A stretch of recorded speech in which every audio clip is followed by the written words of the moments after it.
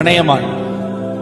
അതെങ്ങനെയാണ് തുടങ്ങുന്നത്, അതെങ്ങനെയാണ് വികസിക്കുന്നത്, അതെങ്ങനെയാണ് അവസാനിക്കുന്നത് എന്നൊക്കെ നന്നായിട്ട് അറിയുന്നൊരു വ്യക്തിയാണ്. കാരണം ഒരുപാട് ആളുകളെ കണ്ടിട്ടുണ്ട്.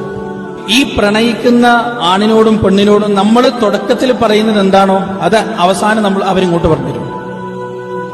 ഒരു ഉളുപ്പുണ്ടാവില്ല. അതാണ് തുടക്കത്തിൽ അവരോട് നമ്മൾ പറയുന്ന സംഗതി എന്താണോ അത് അവസാനം അവരിങ്ങോട്ട് പറഞ്ഞുതരും. പറഞ്ഞു നിങ്ങൾക്ക് മനസ്സിലായിട്ടുണ്ടാവില്ലല്ലേ? ഇവരിങ്ങനെ ഈ ഒരു ബന്ധം തുടങ്ങുമ്പം പറയും, മോനെ ഇതിലെ വെറുതെയാണ്, ഇതിലെ പൊട്ടത്തരമാണ്, ഒന്നുമില്ല, ഉള്ളു പൊള്ളയാണ്, വെറുതെ സമയം കളയാന്നേ ഉള്ളൂ. വെറുതെ എത്ര കുട്ടികളുണ്ടെന്നറിയോ അവരുടെ കരിയർ നശിപ്പിച്ച് എന്നിട്ട് ഇപ്പോഴും ഇത് സപ്ലൈ ചെയ്ത് നടക്കുന്ന. +2 മുഴുവൻ വിഷയത്തിലും A+ പഠിച്ചു. എന്നിട്ട് ആ സ്കൂളിന്റെ സ്വീകരണം വാങ്ങിയവർ അവരൊക്കെ ഈ +2 ശേഷം പ്രേമം തുടങ്ങിയിട്ട് പേപ്പറുകൾ ബേക്കായി. എങ്ങനെ ബേക്കാവാതിക്കുക? അവള് പറയുന്നത് വാങ്ങിച്ചു കൊടുക്കണം. 3 മണിക്കൂർ 4 മണിക്കൂറൊക്കെയാണ് ഫോണിൽ സംസാരിക്കുക. സുബ്ഹാനല്ലാഹ്, 3 മണിക്കൂർ 4 മണിക്കൂർ ഇവരൊക്കെ പിടിച്ച് സ്റ്റേജിൽ കയറണമെന്ന് എന്റെ അഭിപ്രായം.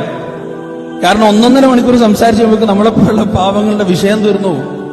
പിന്നെ എന്താ പറയാനുണ്ടാവില്ല. ഇവര് 3 മണിക്കൂർ 4 മണിക്കൂർ എന്തായി സംസാരിക്കുന്നത്?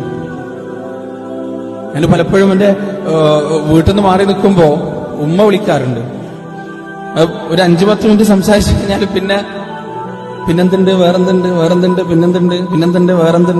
പിന്നെന്തുണ്ട് മാത്രമാവും. ഞാൻ പറയും, ഉമ്മ ഇനി ഒന്നും പറയാനില്ല, ഞാൻ വിളിക്കാം, ഇൻഷാ അല്ലാഹ്, അസ്സലാമു അലൈക്കും എന്നിട്ട് വെക്കലാണ്. കാരണം അതിനോടൊന്നും പറയാനൊന്നുമില്ല, വിഷയങ്ങൾ തീർന്നു. പക്ഷെ ഇതൊന്നും 1 മണിക്കൂർ 2 മണിക്കൂറൊക്കെ ഇരുന്ന് അത്ഭുതം തോന്നാറുണ്ട്. സുബ്ഹാനല്ലാഹ്, എന്താണ് ഇവരിങ്ങനെ സംസാരിക്കുന്നത്? അത് വല്ലാത്തൊരു ലഹരിയാണ്. ചില സംസാരങ്ങൾ കേൾക്കാനും ഇടയായിട്ടുണ്ട് കേട്ടോ. കട്ടുകേട്ടതൊന്നുമല്ല, യാദൃശ്ചികമായിട്ട് കേട്ടുപോയതാണ്. അതായത് എന്താ ഇന്ന് കഴിച്ചതെന്ന് ചോദിച്ചാല് ചപ്പാത്തി, 3 ചപ്പാത്തി, പച്ചക്കറിയിൽ 1 ക്യാരറ്റിന്റെ കഷ്ണം, 1 ഉരുളക്കിഴങ്ങ്, ഇതൊക്കെയാണ് വിശദീകരിച്ചു കൊടുക്കുക. ഒരാവശ്യമില്ലാത്ത സംസാരം, മണിക്കൂറുകളും മിനിറ്റുകളും വെറുതെ പടച്ചോന്റെ മുന്നിൽ ഉത്തരം പറയേണ്ടി വരുന്ന കാര്യത്തിൽ യാതൊരു സംശയമില്ല. ഇതെങ്ങനെ അധികം നിങ്ങളുടെ പ്രായത്തിലുള്ള ആളുകളുടെ അധിക പ്രേമവും തുടങ്ങുന്നപ്പോ അറിയോ? ഫ്രണ്ട്ഷിപ്പിലൂടെയാണ്.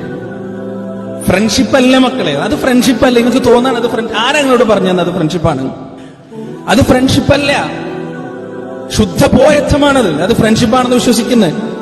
എല്ലാം ഷെയർ ചെയ്യും അങ്ങോട്ടും ഇങ്ങോട്ടും. വീട്ടിലൊരു പ്രശ്നം ഉണ്ടാവും ഇവനോട് പറയാ. എന്നിട്ട് എന്താ അറിയോ? വീട്ടിൽ ഉമ്മൊന്ന് ചൂടായി കഴിഞ്ഞാൽ ഇവന് വേഗം മെസ്സേജ് അയക്കാം, I am very upset, not in a good mood, ഭയങ്കര പ്രശ്നമാണ്, കുഴപ്പമാണ്. അപ്പൊ ഓൻ അങ്ങോട്ടൊരു സ്മൈലി, കരഞ്ഞിട്ട് സ്മൈലി. ഓന് ശരിക്കും ഇവിടുന്ന് ചിരിക്കുണ്ടാവും. ഈ പെണ്ണിന് വേറെ പണിയൊന്നുമില്ല, നട്ടപ്പായിരൊക്കെ, I'm not in a good mood. എന്നിട്ട് അതിങ്ങനെ ഇവനെ അയച്ച സ്മൈലി നോക്കിയിട്ട് ഇവള്, ഞാൻ എന്റെ ഒരു വിഷമം പറഞ്ഞപ്പോ കരഞ്ഞുപോയി, പാവം. അപ്പൊ എത്ര സ്നേഹമാണ് എന്നോട്. ഇവനെപ്പോലത്തെ അവനെ കിട്ടണം. ആ കിട്ടണം ലാസ്റ്റ് കെട്ടണം എന്നാവും. അപ്പൊ റൂട്ട് മാറുമ്പോ ഈ ബന്ധം ഇങ്ങനെ തുടങ്ങുമ്പോ നമ്മളെപ്പോലെ ചില ആളുകൾ പറഞ്ഞിട്ടുണ്ടാവും, മോനെ ഇത് വേണ്ടാത്ത പോക്കാൻ. ഇപ്പം പറയും, ഇത് വേണ്ടാത്ത പോക്കെന്നാണല്ലോ.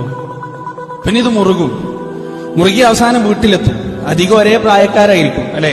ശരിയല്ല ഞാൻ പറയുന്നത്? ഒരേ പ്രായക്കാരായിരിക്കും അധികവും. ഇവന് കോഴ്സ് കഴിഞ്ഞിട്ട് ഇവന് പണിയൊക്കെ നേടണം, ജോലിയൊക്കെ നേടണം. അവളെ വീട്ടിൽ നിന്ന് കല്യാണാലോചന തുടങ്ങിയിട്ടുണ്ടാവും. ചിലപ്പോ അപൂർവം കേസുകൾ വീട്ടുകാർ തമ്മിൽ സംസാരിക്കും, എന്നാലും ഉടക്കിപ്പോവും അവസാനം. എന്നിട്ട് ഓള് വേറെ കല്യാണം കഴിച്ച് ഇവന്റെ ഒരു 1-2 മാസം ഇങ്ങനെ നിരാശാകാമുകനായിട്ട് ഇങ്ങനെ നടക്കും.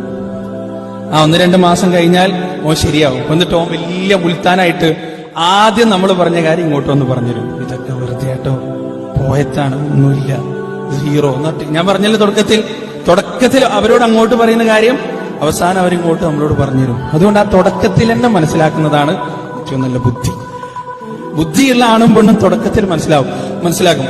അതുകൊണ്ട് ആ പരിപാടിക്ക് നിങ്ങൾ എന്ത് ചെയ്യണ്ട, നിൽക്കണ്ട. ഓരോന്നിനും ഓരോ പ്രായം നിശ്ചയിച്ചിട്ടില്ലേ? ഉണ്ട്. നല്ലൊരു ഇണയെ നിങ്ങൾക്ക് തിരഞ്ഞെടുക്കാനുള്ള പക്വത വരണമെങ്കിൽ ഈ പ്രായം വിടണം. ഈ പ്രായത്തിൽ നിങ്ങൾ തിരഞ്ഞെടുക്കുന്ന ഇണ നല്ലതായിരിക്കൂല, ആവേശപ്പുറത്ത് നിങ്ങൾ തിരഞ്ഞെടുക്കുന്നതാണ്. അതുകൊണ്ട് ഈ പ്രായത്തില് ഉള്ളിൽ നിന്ന് എന്തൊക്കെയോ ഉണ്ടാവും. ഉള്ളിലില്ലാത്ത മനുഷ്യനല്ലല്ലോ, മലക്കല്ലേ. ഉള്ളിൽ ഒരാളോടും പ്രേമം തോന്നുന്നില്ല. ഒരാൾ വന്നിട്ട് പറയാൻ, ഞാൻ ഭയങ്കര സംഭവമാണ്, എനിക്ക് അങ്ങനെ ഒരു പ്രേമേ തോന്നുന്നില്ല. അവനെ നമ്പണ്ട. കുടിച്ച വെള്ളത്തിൽ നമ്പാൻ പറ്റൂല, കാരണം അത് കളവാണ്. അല്ലെങ്കിൽ അവൻ എന്തെങ്കിലും പ്രശ്നം ഉണ്ടാവും, ഡോക്ടറെ കാണിക്കേണ്ടി വരും. ഉള്ളിൽ അങ്ങനെ തോന്നിക്കോട്ടെ, പക്ഷെ നമ്മളെന്ത് ചെയ്യരുത്, ആ ചിന്തക്ക് വശംവദരാകരുത്. വശംവദരായി പോയാൽ പിന്നെ നമ്മുടെ കൺട്രോളിലായിരിക്കില്ല അത്. പിന്നെ അത് ഡിപ്രഷനിലാവും, ഒരുപാട് പ്രശ്നങ്ങളാവും, പ്രയാസങ്ങളാവും, നമുക്ക് നിയന്ത്രിക്കാൻ പറ്റാണ്ടാവും, കുടുംബത്തിന് ചീത്തപ്പേരാവും.